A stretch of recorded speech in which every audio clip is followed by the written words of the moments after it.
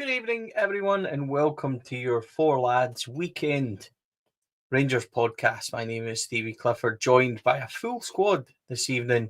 Kenny Stewart, Davy Hare, Cheryl Ritchie, and Andrew Anderson, who turned up when he wanted a couple of minutes late as per, with a nice bottle of Iron Brew in his hand. Wow, what can we say? Good evening, everyone. Hope everyone is well. Let's kick off. Breaking news at Ibrox. The club have just announced in statement, we can today confirm the departure of Isami Sharai from the men's first team coaching staff. It has been mutually agreed for Sharai to move on with the best wishes of everyone at Rangers Football Club. Not a surprise. It's been rumoured for a very long time. In fact, we had quite a few comments asking if it was true, and we were only able to report what we knew at the time, which was that it was a rumour. I don't think it will surprise many people. I'm going to throw it out to the floor. Feel free to jump in, guys and girls. He has gone. It probably signals for me that they're getting ready for Russell Martin to perhaps extend his coaching squad. Rumours of various people being linked. Maurice Ross, we know, is coming in for an interview, and that will happen soon. So he's been heavily linked with a position.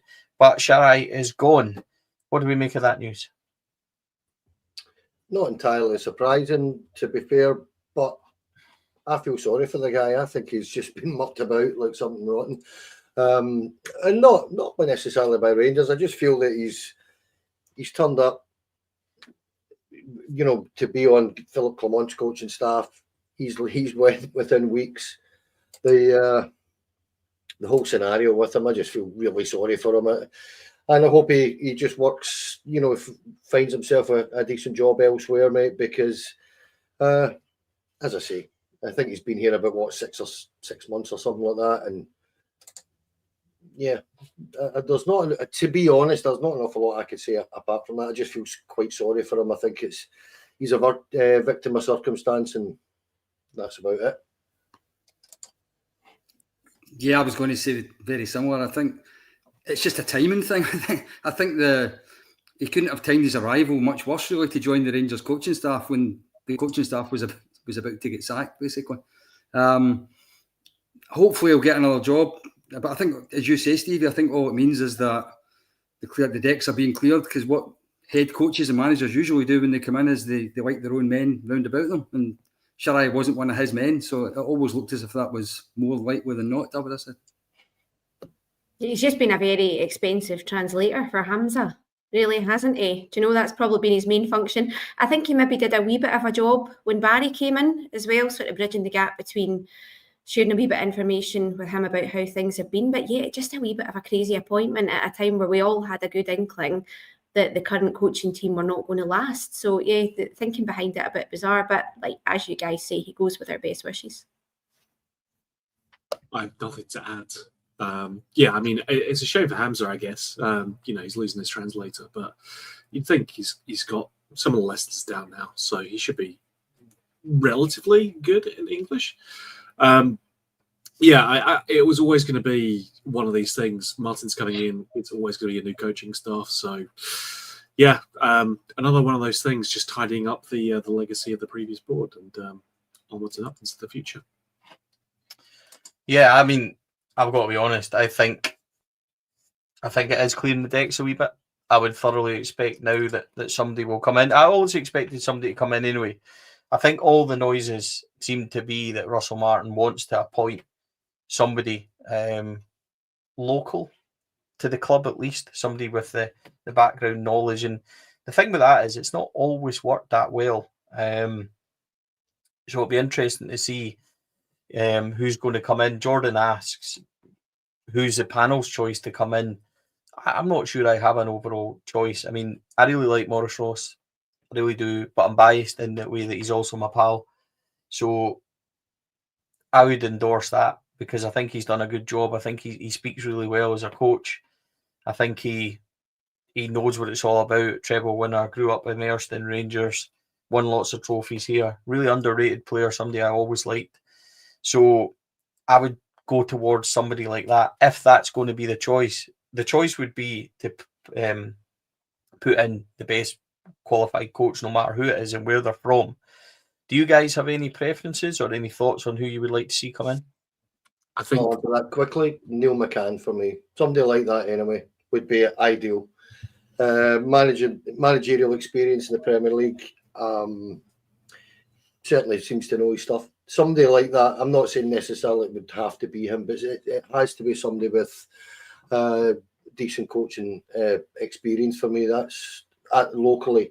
The only thing I said when you said local coach, I instantly thought Pedro Caixinha, and it gave me the fear. But because that's what he said, wasn't it? We need a local coach.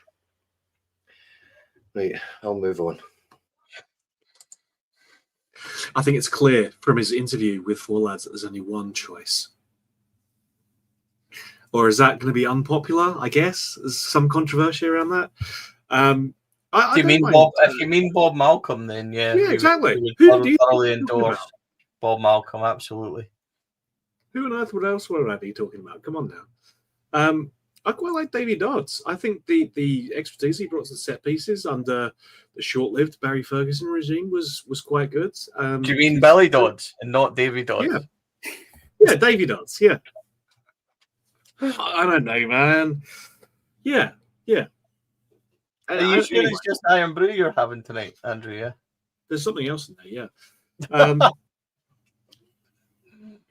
Davy Heard, quickly come in and save us, please. Who would you like to see come in the coaching staff? To be honest, I decided to say nothing because Kenny's completely stole my thunder because I was actually going to say the same as him. I think that McCann not only knows the club, he's got that bit of winning mentality about him. I've always liked. I like to see in the background at Rangers. He knows the current players because he's worked with them. I just think he'd be a really safe appointment. But I think we all think ex-players, and it doesn't have to be. So, but of ex-players, I think he's as good as any. I'm going to go for Kevin Thompson, I think. Or Neil McCann. I like the way that Neil McCann talks about football.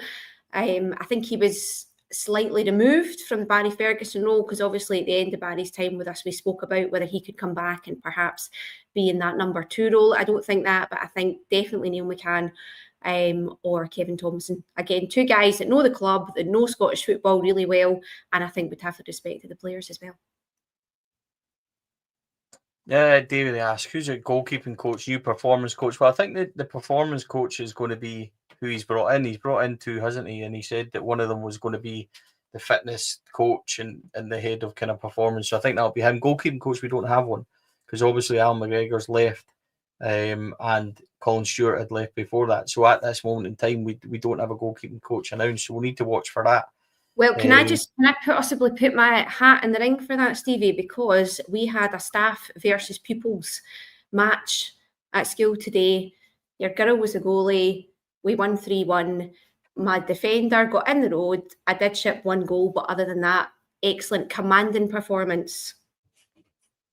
I'm just saying. Well, I kept a clean sheet at Ibrox a couple of weeks ago. Only played 12 minutes, but like a clean sheet's a clean sheet. So yeah, I mean, I think we have kind of both of us have got a stake to the claim there. But just to can I just say there's no chance of Davy Dodds getting it. Hey, I've got the power to remove you, Davy, and I can do that. So let's move on quickly. But just to recap, Iziam Sharai has left Rangers. Rangers have announced that at 7:30. If you're just joining us, folks, at 10 minutes into the show, we have been talking about that. So he has left, mutual consent, and that was a bit of a not a surprise, I wouldn't say. I think a lot of comments recently and a lot of speculation about his future, but he leaves with our best wishes. So let's move on to tonight's agenda. That was a wee additional one just when Rangers had let us know about it just a couple of minutes before it was announced, which was good of them. So we were able to get that covered. Moving on, what I would like to say is I spoke about this the other evening. Club at 22 podcast have decided to launch another new channel, and they are going to podcast this evening at 8:15. So we moved our time slightly from 8 o'clock at first to be able to make sure that everybody can go and watch them. Now I put a link to their new YouTube site as one of the first comments on the page. If we could all just click and a wee like to subscribe to their guys as they try and build up their channel again. They were away up at 8,000 subs and have lost everything. So we're really close to the guys over there, Scott and everybody. So if everybody can go and join them and have a subscribe to their channel, we would really appreciate it. There it is, Andrew. Thank you very much for doing that. So tonight, what I want to do, I seen a comment the other day that really got me intrigued. And I know what the reaction to this is going to be, but Joshua Barry wrote this on the Rangers Review, and he said, so much remains to be decided and actioned in transfer window over the next couple of months. For example, James Tavernier, will he remain at right back, or some have suggested internally, and the player is believed to favour long term, begin operating more often as a centre back? How that situation and others like it are resolved will impact transfer business. So I found that really interesting because I've not heard anything about a permanent move for James Tavernier to centre back. We know that he did debut and go in at centre back in Old Trafford. He ended up setting up that magnificent Cyril Desser's goal. It was his long pass that led to that. He played and was quite comfortable in the 3-2 win at Parkhead at centre back, as I think Suter and Proper both went off injured because it ended up in Ciala and Tav, I think, in that game. So he does have experience there. It would make sense, kind of, because again, I don't see James Tavernier leaving this football club in the summer no matter what. I think he will continue. I don't see him as being a first choice. I see him being used sparingly by Russell Martin, but he might favour more James Tavernier at centre-back because the way that Russell Martin plays, I would expect the full-backs to be high, bombing forward, lots of pace and power. I'm not sure James Tavernier quite has the legs for that anymore. So I was really interested by that comment. I know that a lot of comments in and people watching, I know that it's going to be completely against it, but I thought it was a good conversational point. Davey Herd, what do you think about James Tavernier at centre back instead of right back? Is that a possibility for you? Not really. He did. Let's be fair. He did okay in an emergency. Old Trafford, you talked about. He actually did not play there against the Belgian team when we qualified for the top 8 when we won 2-1. I'm sure he played centre back that night. I actually didn't. I thought he was better as a right-sided centre back in a 3, and maybe in a 3 it might be okay. I don't see him as a centre back in a 2. If I'm brutally honest about it, I just feel as if it sounds as if we're trying to shoehorn him in, and that's not what we should be doing to anybody. In his advanced years, let's call it, I don't think his future's at right back either. I'm struggling to see him as anything other than a backup player in the brave new world under Russell Martin. This high tempo, high aggression game that we're going to have to rely on our defence being really solid because we're going to be pushing up the park and trying to win the ball high up. So no, I don't see him as a centre back in that kind of set up, and I'd rather we put specialist centre backs in there instead. Cheryl, do you think anything different? No, I'm 100% with Davey. It is that was the word that I thought when I looked at it earlier. It's just shoehorning, and we can't do that anymore. We need to move forward. We need a fresh start. We need to look at the defence. And if we moved him or we used him as a centre back in anything other than a dire emergency, that's exactly what we're doing. We're just trying to shoehorn him in. We've seen this season and the season before, his legs have gone. I think he's been a great servant. I don't have a massive problem with him hanging about and using him very, very sparingly in an emergency, cup games, etc. But absolutely not as a centre-back. No, we need to be looking elsewhere. Kenny, Andrew, is there any difference of opinion there? Kenny, we've been quite... Actually, I feel like we've been talking about Tav all last summer, and we were quite clear on what we said, that James Tavernier shouldn't be a first-team starter last season. Has anything changed for you with regards to James Tavernier? Would going to centre-back change anything? Well, I don't want to see him at right back very often, put it that way. That's an absolute certainty for me. I think his legs have gone. Age has got the better of him in that sense, that's all. And I think, as you said, the way the new manager's going to try and play his football, I just don't think he's got the energy to get up and down that pitch. We've already seen that when he's too far up the pitch and trying to get back, he's instantly looking at other players and pointing and come on, and I don't really like that. So no, I don't particularly want to see him at right back.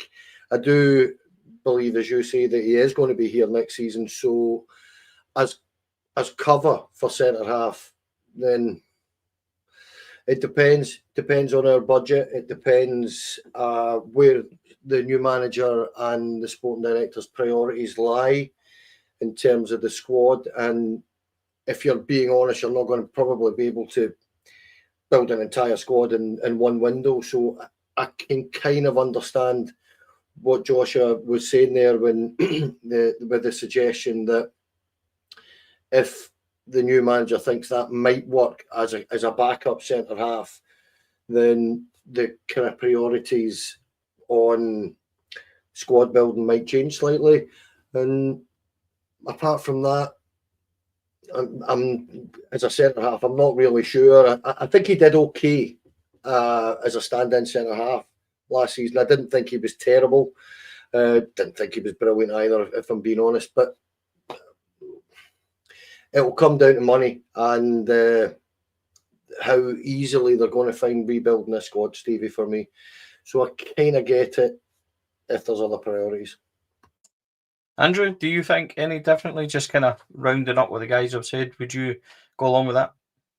I mean, I think the issue that you've got is a complaint we've levelled at a number of other players, which is if you're paying out a good chunk of wages, then you have to play it, because otherwise it's just wasted money.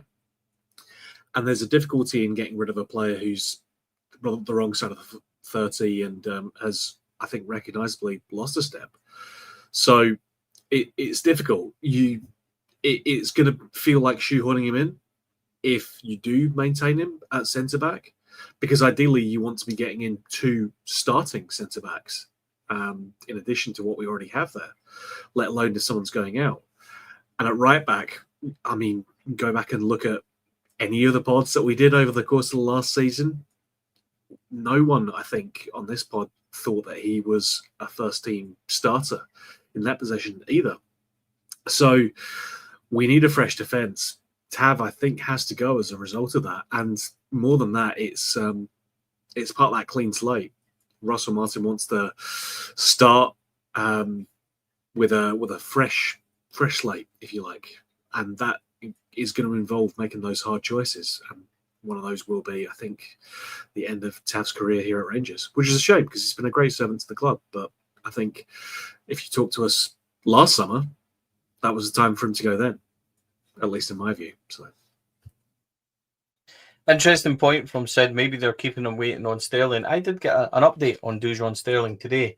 Dujon Sterling is expected and hopeful of returning to training September, latest October time, which would be a huge boost for Rangers. I think at the time, when Barry Ferguson announced it, everybody thought that might be him for the real foreseeable, but it's a difficult injury. We all know that, but he's in the last phase now. He's got the last stage of wearing a protective boot, and once that comes off, I think we're looking for probably around about 3 months or so.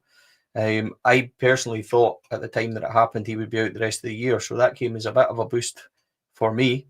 I think that if we can keep Dujon Sterling fit, he will be a fantastic player for Rangers, but the biggest question is keeping him fit. So that's a kind of little update, because we haven't heard much about Dujon Sterling at all. So I managed to find that out today, which was really quite interesting. Moving on, the biggest news of the day involves transfers and breaking news in Greece today that Cyril Dessers has agreed a contract with AEK Athens, who are now negotiating a fee with Rangers north of £5 million. So interesting that they claim that. I don't think that's been backed up anywhere. It's been reported here by Andy Newport in the Daily Record, kind of in Greece, that's what they're saying. I'm not sure that anywhere else it's really been taken as being gospel, so it'll be more or less local news over there that is reporting it. But big news, if that is the case, that Cyril has agreed a deal. That's an interesting one because we're linked with plenty of strikers at the moment, which we'll go on to talk about. But Cyril Dessers, I've got to be honest with you. Cyril Dessers moving to AEK, getting that move for him would be a fantastic move for him personally. I think he deserves it. I think he's been. I think he's got too much baggage to stay here. That's the best way I can describe it, because the fans will never get over certain things. I think Jack Butland falls into that category. I think James Tavernier's also in that category.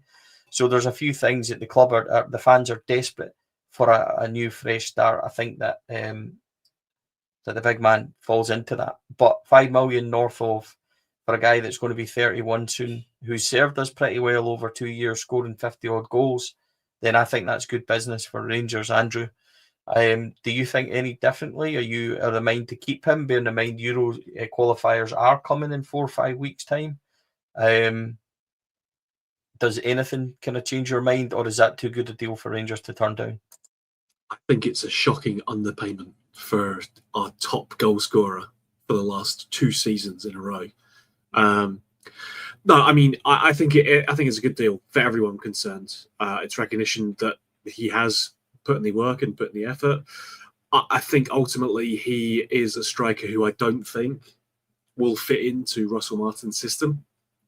He's going to want someone who can hold the ball up and be more of a part of that, press and that attack.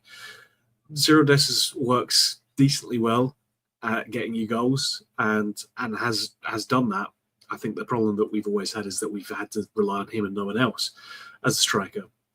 So I think it's a great deal for us, and I think we would be silly to not take it.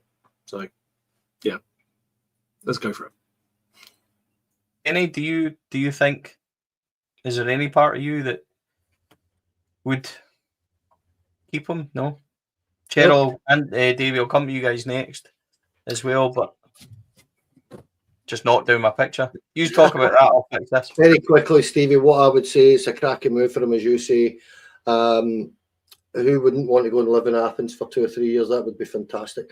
And it's best for all parties, as Andrew said. There's just far too much baggage, responsibility that fans have given the senior players at this football club. He is one of them. And as you said, it's baggage for a lot of these guys now that fans are just, the minute things go wrong, it's just an instant blame attachment to the senior players, because they are the ones, whether they like it or not, that are the ones that are being held responsible for it. And I think the responsibility goes much higher than that, to be honest, but that's where fans are, I think. Yeah. Do you know what I think? I don't know if you guys agree, but I think in time he will be remembered with fondness. I think he's somebody that we'll look back at and just kind of acknowledge that he wasn't what we needed, but he did chip in a lot of times when we needed to. I just think towards the end of the season, some of his misses were quite comical. Like, some of them were absolutely barking to the point where people were laughing, and you don't want to get to that with your main striker. I think he goes with all our good wishes to get a wee bit money, like Andrew said, to get money back on him at his age. I think it's actually a really good deal. So yeah, he goes with our best wishes, I think. And I think what I would say in that is it's the first time in years we've probably got maximum value for a player. And that's what we're going to have to start getting used to.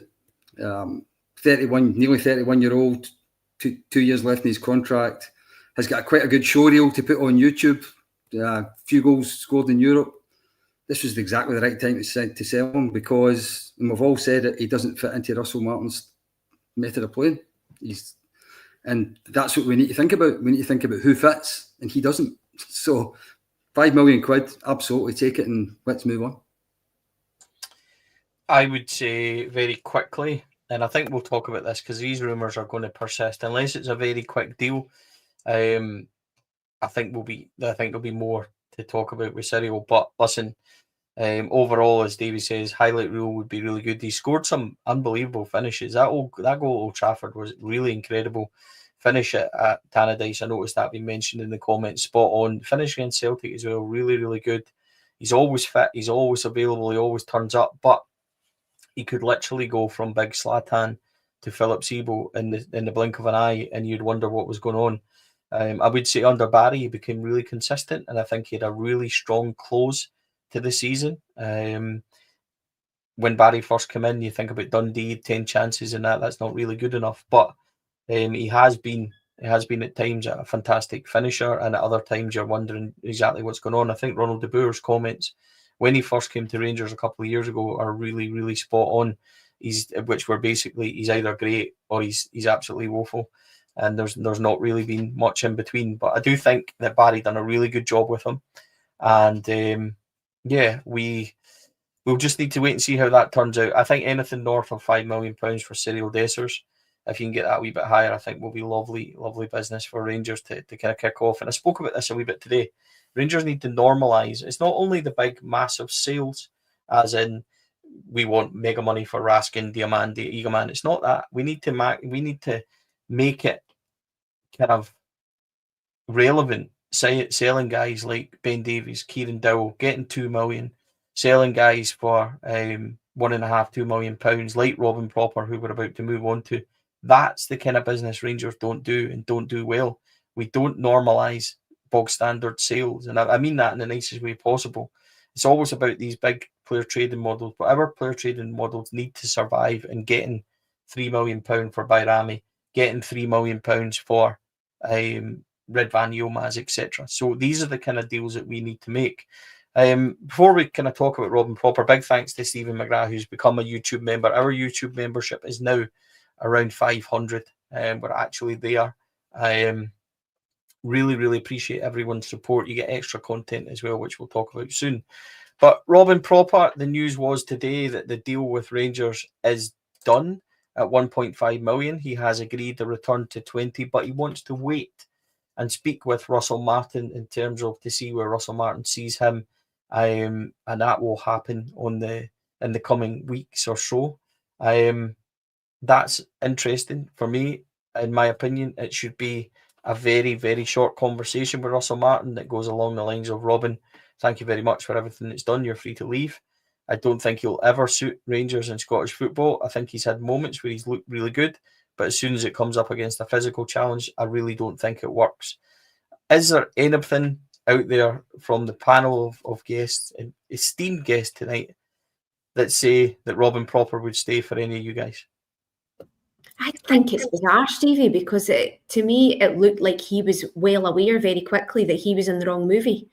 We all knew that he was, and I almost thought at times he looked like he knew that he was as well. I think it was the first game at Motherwell, the first game of the season. Within about 10 minutes, he put somebody up in the air, and I'm thinking, yes, at last we've got like a proper hard man centre back that's going to be able to deal with these teams. And it just hasn't happened. I think he's had the odd decent game in Europe, no more than decent. But I think it's really, really weird that he would think that there would be a conversation with Russell Martin. So I'm not sure how much I believe any of that, because I just think it's been dead obvious to us and to him that this is a move that's just not worked out for him. I would think that I would hope that Russell Martin, if he's asked that question, where do you see me? He turns around and says, back in the Inskiddy, mate. That's pretty much where I think I'm at with that. And it's no harm to the guy as a person. It's just he is not a Rangers player. He's not cut out for our league. And that's the bottom line. And if we can get our money back on him, absolutely delighted with that. Again, as Davey said, you're getting decent value for money if you're getting $1.5 million for that boy, because we've paid $1.5 million-ish, whatever it was for him, we're getting it back. And it's a move that hasn't worked. So, yeah, that's it for me, really, to be honest. Good luck to him. Yeah, I don't know why it needs to wait for him to see Russell Martin. If Russell Martin's got his phone number, I think he should just give him a call and say, don't bother coming in, take yourself onto a plane to Holland and get it sorted, because he just doesn't suit our league. Cheryl's right, he did have one or two decent games in Europe. He scored against Celtic, when there's something they can always talk about. But we won't win the title with centre halves like him. So it's time to go. Yeah, I think the damning thing is that he looked most comfortable in European games, which is great. But so much of our issues last season came down to the fact that in the bread and butter games against the other teams in the league, we just couldn't do the business, and he was a part of that. Never looked comfortable in Scottish football always looked shaky and vulnerable. And that spreads to the rest of your defence as well. It's not helped when the rest of your defence and your goalkeeper aren't pulling their weight either. But he was never suited for Scottish football. So, yeah, if we can get him out and gone for some money even, yes, definitely. Well, pretty much resounding then. I'm not sure people would really disagree too much. There might be some supporters in there, but I'm not sure that. I've always kind of thought that Robin Popper would go back to Holland this summer. Doesn't have the pace, doesn't really have the power, and I'm not sure he would be suited to what we would want to do under Russell Martin. So that would be a concern for me. So if we're able to get 1.5 million for Robin Popper back, and the reports in the Rangers review last year was that's all we paid for him due to him having a kind of clause in his contract. They're like, if that's right, and we're getting like for like in that deal, then I'd be quite happy with that. Trying to try something else. I'm not entirely sure that there's been many links to centre half. Obviously, Cody is a one big link at this moment in time, but I'm not entirely convinced that he has the pace either. But he certainly has the leadership. He certainly has other attributes. We'll just need to wait and see what's happening with that one as well. Moving on, big interest today in Croatian Mataja Frijan. That's what I'm going to pronounce that as. I'm hoping it's right. He has a conversion rate, I think 31 starts, 13 goals. He's said to be having a kind of physical presence, emerging striker. We're also linked with Turgeman as well, the Israeli boy, which I wonder if it's a case of waiting until Cyril kind of makes up his mind. We see where he's going, what he's doing. Is he definitely going? If that case, we're going to have to move quite quickly. Some reports suggested we might even move for both. I think if we move for both, then you've got a question mark over Egerman's future, possibly even Danilo, because I don't think you can have four, and if Russell Martin only plays with one. So that would be an interesting conundrum to see what else happens with that. But we are being linked. It's Kenny, we spoke about this the other night. It's a kind of similar age bracket. It's a similar type of striker, pressing, powerful, same way as Turgeman is, skillful.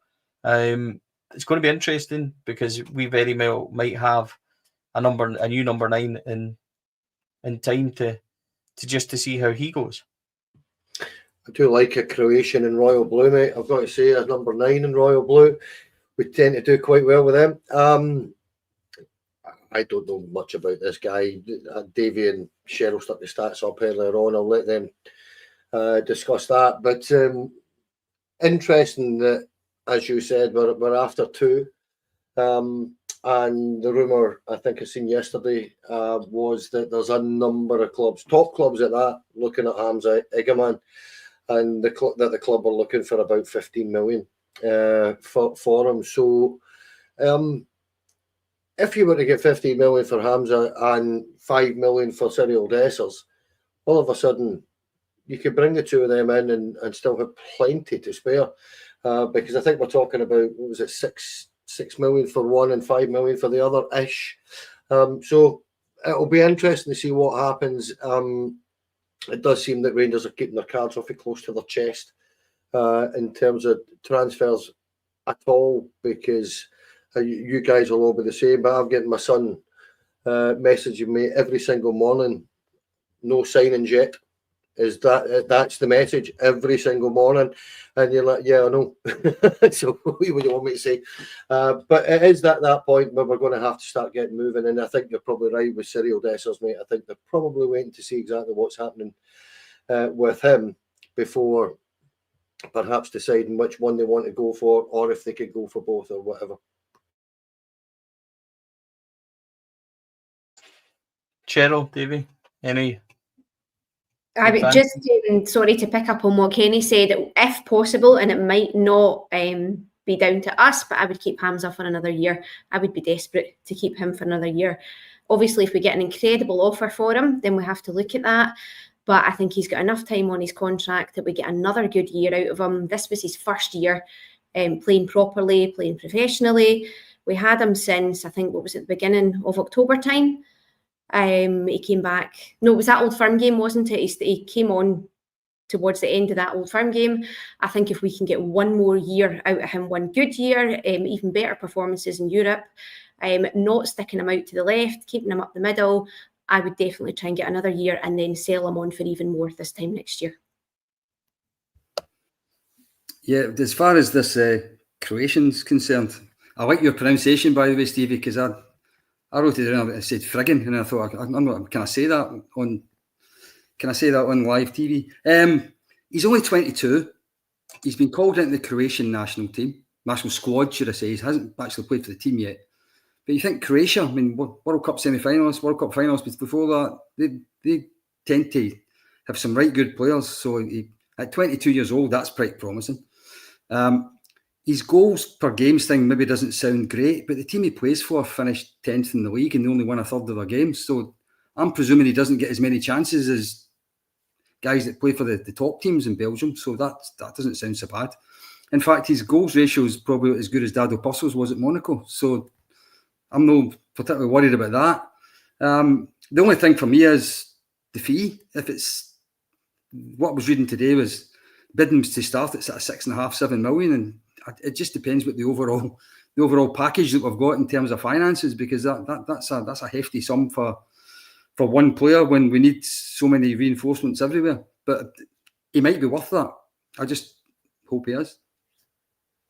Yeah, so you put up some stats today. 29 league games this last season, 21 from the start, 9 goals, 3 assists in regular season, then 10 starts in the playoff with 4 goals and 1 assist. So overall, 31 starts, 8 subs, 13 goals and 4 assists. As you said, playing for a kind of mid-table side. It's going to be interesting, as I said, folks, in the coming weeks. We're going to see quite a few transfers, I would imagine. The window does open on Monday, and I think things will really start to heat up. Rangers Review reported that the Connor Cody thing from Leicester, the centre-back, was quite far down the line, and there was a couple of things waiting to be seen to be signed off, so that might be one that's in the fire, and we just need to wait and see what's going to happen. A few people, quite a few comments tonight about Josh Milligan, and the rumours reported last night that he had completed a medical and stuff like that. As far as I'm aware, on the Rangers Review, it was also reported that that's not said to be true. I've not heard anything at all,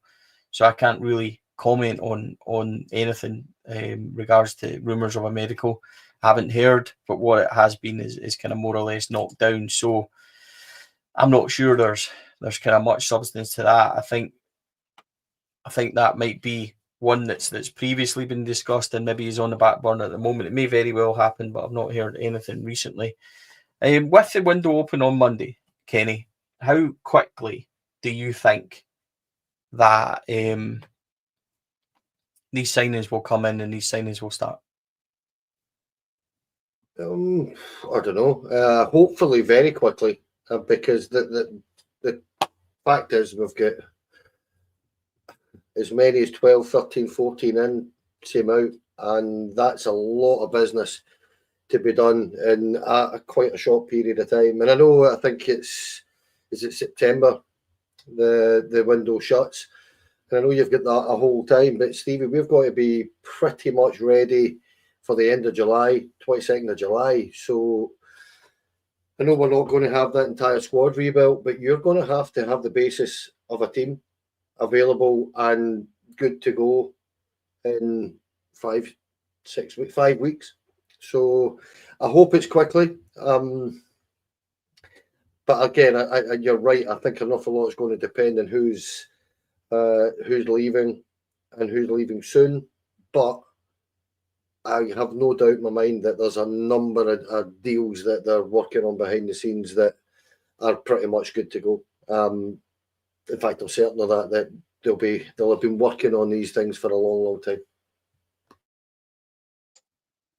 Davey, Cheryl, any kind of advancements? What would you like to see happen quickly next week? If the players are back on the 23rd, the window opens on the Monday on the 16th, what would you like to see happen? I'd quite like to see a statement signing quite quickly, in truth. I think we're all excited about this new era. We're all excited about it. I'd just like to see it starting with some kind of big bang signing.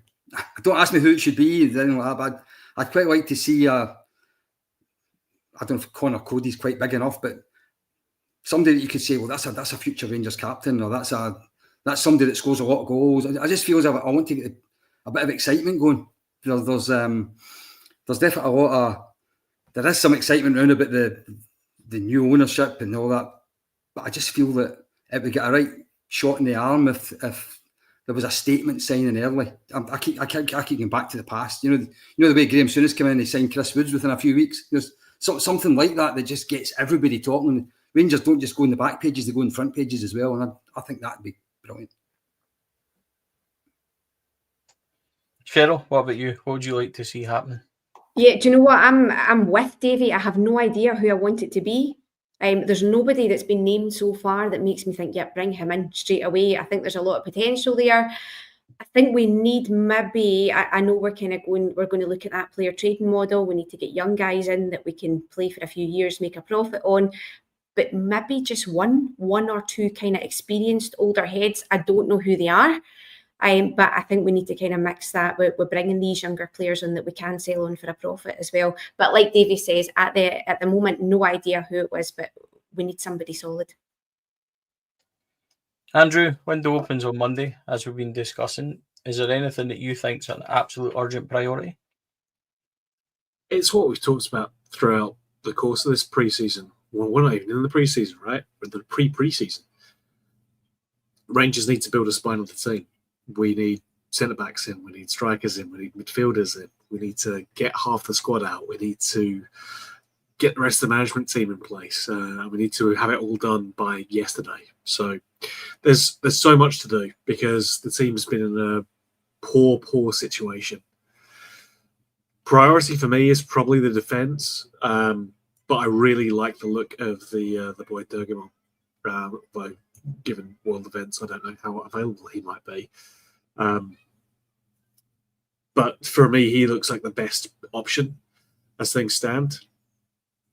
The defence is still the real concern for me. Proper going is a good start in that, but we need to start looking at some serious options. Connor Cody coming in looks promising, but I think we need to be looking at some other options at centre back to, just strengthen that up because you're going to need to build from the back. We scored a decent number of goals, but we conceded far too many last season, and that's a real concern for me. So that's where I'd be concentrating on, at least initially. What I would like is some signings in the door next week. Give us something to properly talk about. We can't do deals at this moment. Hopefully, they will be in the pipeline to be done and announced next week. There's plenty of work to be done. Left back, right back, centre backs, number 6, wingers. We don't have any. Could Russell Martin get something out of the likes of Oscar Cortez? We're going to find out. Is interest real in Ross McCausland as well as others? We'll find out that too. But it's all going to happen pretty soon. But we're going to end there tonight. I did say over on Club at 22, they are relaunching their YouTube channel after they were unfortunately hacked and they've lost all their subs. I think they had 7,000 or 8,000 subs. A really great team over there. We like to dovetail with them quite a bit. Scott's been in contact and they are restarting their channel, which is fantastic news. I think they've already got 700 subs in one day, which is a great response. We put the link to them. It's right there. You can check them out at Club at 22 Pod. That would be brilliant. They're about to kick off and start. So if you want more Rangers content, please do check them out. It's been brilliant. Again, thousands of people watching across all the platforms, nearly at 4,000, which is incredible for us. And your support, everybody, has been fantastic. The numbers we're doing is really incredible. And we thank you for all the support. The pod, I don't think it's ever been stronger than it is at the moment. And that's down to everybody watching and all their help and support. So thank you to the guys tonight. Cheryl, loved having you on. Thanks very much. Thank you. Thank you for having me. Lovely to be with you guys. Davey, always a pleasure, mate. You just recorded First and Favourites. Tell us a wee bit about that before we go. Yeah, the second of our series, First and Favourites, which is our members-only show at the moment. Get to know the podders via their Rangers memories.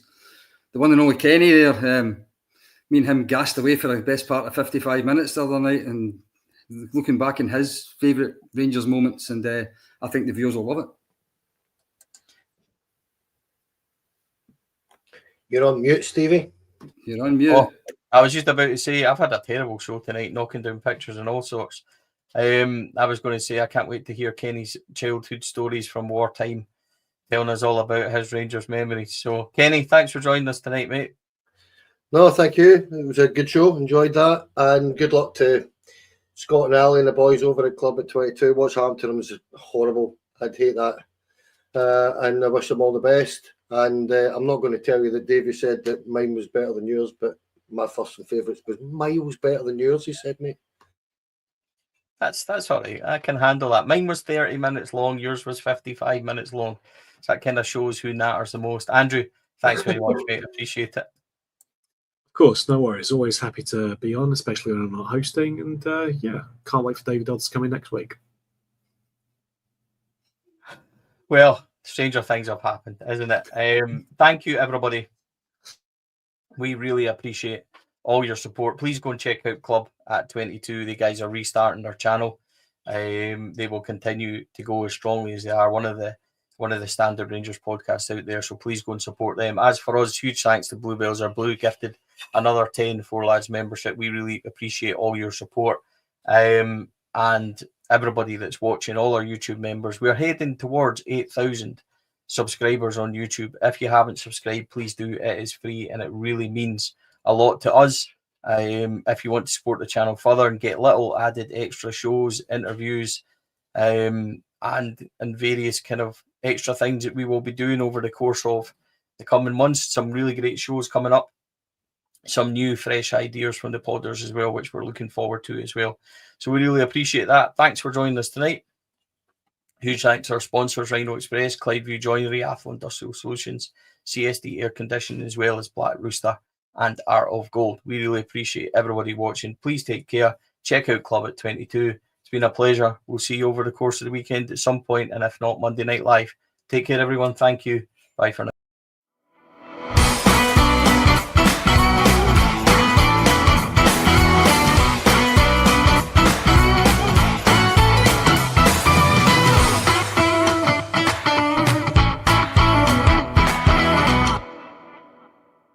The Four Lads podcast is sponsored by Rhino Express, Clydeview Joinery, Athlon Industrial Solutions Limited, and CSD Air Conditioning, in partnership with Black Rooster and Art of Gold. Thank you for listening to or watching the podcast. We hope you've enjoyed the show.